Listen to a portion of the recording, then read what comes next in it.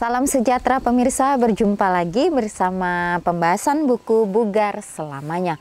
Buku ini menyuguhkan kepada kita perubahan pola hidup akan menambah umur dalam kehidupan kita dan menambah semangat di tahun-tahun kita. Dan juga akan memberikan kita kekuatan harian untuk merangkul kebugaran fisik, mental, dan spiritual. Dan juga akan memberikan kita motivasi, inspirasi, dan dorongan supaya hari demi hari kita boleh lebih dekat kepada Kristus, menyerahkan setiap beban, masalah kita di bawah kaki salibnya, dan Dia akan meringankan setiap langkah-langkah kehidupan kita. Pada saat ini kembali lagi saya mengundang seluruh anggota keluarga dan saudara-saudara semua dapat berkumpul bersama-sama. Kita akan mempelajari nasihat firman Tuhan pada saat ini, dan biarlah rencana-rencana indah Tuhan itu akan menjadi bagian masing-masing kita. Kita akan masuk ke dalam judulnya, kekuatan latihan dini. Ayatnya terdapat di dalam Amsal 22 ayat 6. Didiklah orang muda menurut jalan yang patut baginya, maka pada masa tuanya pun ia tidak akan menyimpang daripada jalan itu. Saya berada di rumah kakek dan nenek dari anak-anak kami untuk sebuah kunjungan. Kami ingin sarapan dengan cepat karena kami punya rencana khusus untuk hari ini. Nenek berbaik hati membuat oatmeal dengan susu, gula, dan kismis. Saya mulai makan dengan cepat agar kami bisa segera pergi. Kedua anak gadis kami berusia sekitar 4 dan 2 tahun. Juga memulai untuk makan. Tetapi kemudian saya perhatikan bahwa yang lebih tua sudah berhenti makan.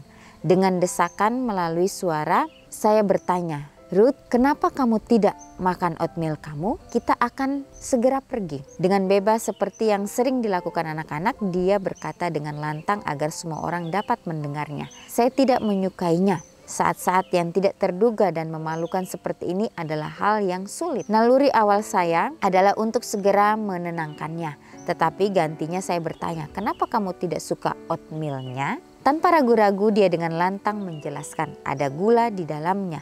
Saya sering makan oatmeal dengan gula berkali-kali di masa lalu, jadi hidangan ini tidak aneh bagi saya." Tetapi anak-anak kami tidak pernah mengkonsumsi gula dalam oatmeal mereka. Mereka akan menggunakan pisang, kismis, atau buah lainnya, dan tidak menyukai rasa gula dalam oatmeal mereka. Sungguh sebuah pelajaran bagi saya. Anak-anak kami telah bersesuaian dan menikmati kebiasaan makan yang mungkin dianggap membatasi oleh orang lain. Tidak ada hukum moral yang mendukung atau menentang gula dalam oatmeal. Ya, namun hukum kesehatan menyarankan bahwa lebih sedikit gula adalah lebih baik. Apakah anak-anak kami dirampas akan hal itu? Tentu saja tidak. Rata-rata orang di Amerika makan sekitar 35 sendok teh gula per hari atau sekitar 18% dari total kalori mereka. Asupan gula yang begitu tinggi harus menjadi perhatian karena gula dikaitkan dengan karies gigi, obesitas, penurunan daya tahan terhadap infeksi, dan diabetes yang meningkat pada suatu populasi yang mengkonsumsi gula lebih dari 10% asupan kalori mereka. Kita perlu mendidik anak-anak kita dengan ajaran dan teladan untuk memiliki kualitas hidup terbaik. Melatih mereka dalam kebiasaan kesehatan akan bermanfaat untuk seumur hidup. Sedangkan melatih mereka untuk mengasihi Kristus adalah manfaat untuk selama-lamanya. Ya, semoga para orang tua memiliki ketabahan untuk membimbing anak-anaknya sejak kecil untuk mengasihi Tuhan dan jalan-jalannya dengan segenap hati mereka. Semoga Tuhan menolong kita untuk menanamkan dalam diri mereka prinsip-prinsip kesehatan dan moralitas agar tubuh dapat menikmati kesehatan yang baik dan segala sesuatu dapat berjalan dengan baik. Bahkan seperti keinginan Tuhan bagi jiwa untuk rukun baik-baik saja di dalam 3 Yohanes 2. Ya, jadi nasihat firman Tuhan pada saat ini kembali lagi dikatakan, didiklah orang muda menurut jalan yang patut baginya, maka pada masa tuanya pun ia tidak akan menyimpang daripada jalan itu.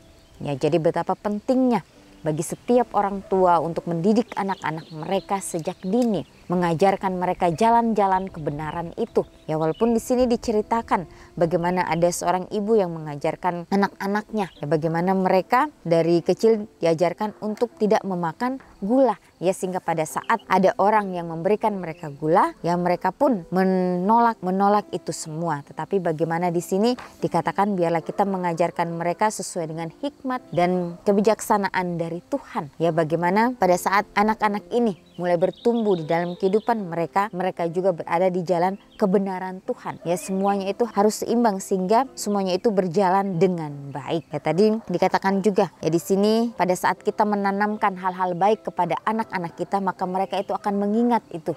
Ya, mengingat terus ya di dalam kehidupan mereka. Dan di sini dikatakan juga bahwa pada saat kita ya mengkonsumsi segala sesuatu, baiklah kita ya memikirnya 2 kali lipat. Ya, jangan juga berlebihan pada saat kita memasukkan itu di dalam tubuh kita. Tetapi biarlah itu semuanya seimbang. Ya, kita yang tahu sendiri akan tubuh kita. Ya, baiklah kita ya melakukan yang terbaik di dalam kehidupan kita masing-masing. Ya, pada saat kita mempelajari firman Tuhan, pada saat kita mempraktekkan akan kebenaran firman Tuhan, ya biarlah itu boleh berjalan seimbang. Ya, sehingga kehidupan kita pun boleh memancarkan akan kasih Kristus. Di sini juga dikatakan kita perlu mendidik anak-anak kita dengan ajaran dan teladan untuk memiliki kualitas hidup terbaik.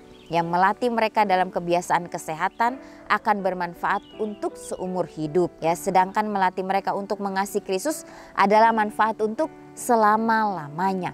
Ya, jadi semoga para orang tua memiliki ketabahan ya untuk membimbing anak-anak sejak kecil untuk mengasihi Tuhan dan jalan-jalannya dengan segenap hati.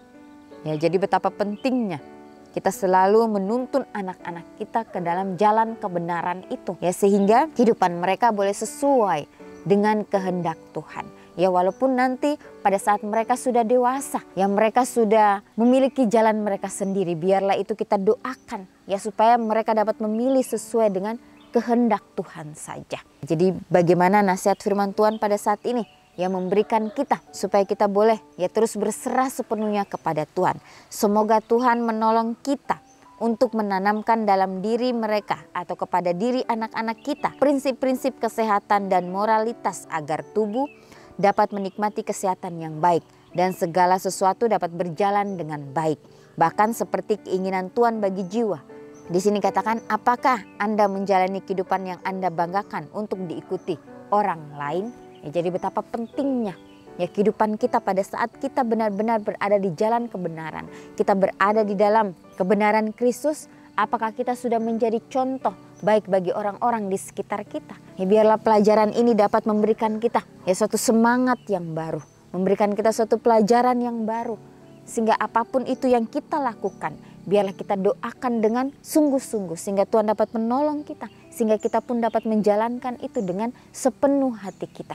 Ya, akan banyak tantangan, akan banyak masalah-masalah yang akan kita hadapi di dalam kehidupan kita. Ya, karena kita hidup di akhir daripada dunia. Bagaimana setan tidak senang melihat kita untuk lebih dekat dan lebih dekat kepada Kristus, melakukan apa yang Tuhan kehendaki dalam kehidupan kita. Ya, dia akan terus mencari cara untuk menjatuhkan kita. Biarlah kita mau bersandar hanya kepada Tuhan saja, menyerahkan kehidupan kita sepenuhnya kepadanya, dan dia akan yang menolong kita, memberikan kita kesanggupan, memberikan kita kekuatan untuk terus melangkah hari demi hari. Biarlah setiap nasihat firman Tuhan yang kita sudah pelajari setiap harinya itu dapat memberikan kita ya suatu perubahan dalam kehidupan kita untuk kita mau dilatih. Ya, karena setiap tantangan, masalah yang kita hadapi itu akan memurnikan iman kita supaya kita lebih lagi berserah hanya kepada Tuhan saja. Ya, jangan sampai kita tergoda dengan godaan si jahat itu yang akan memberikan kita kenyamanan hanya untuk sesaat. Ya, tapi biarlah kita mau ya berserah kepada Tuhan. Dia akan memberikan kita kedamaian untuk selama-lamanya. Kita akan merasakan sukacita yang belum pernah kita rasakan sebelumnya. Walaupun ya kita akan banyak ya tantangan yang kita hadapi, tapi di dalam semuanya itu ya kita merasakan sukacita Tuhan itu selalu menjadi bagian di dalam kehidupan kita. Biarlah komitmen demi komitmen yang kita sudah ambil hari demi hari itu akan memberikan kita suatu kedamaian dalam kehidupan kita, memberikan kita kekuatan untuk kita terus mau maju.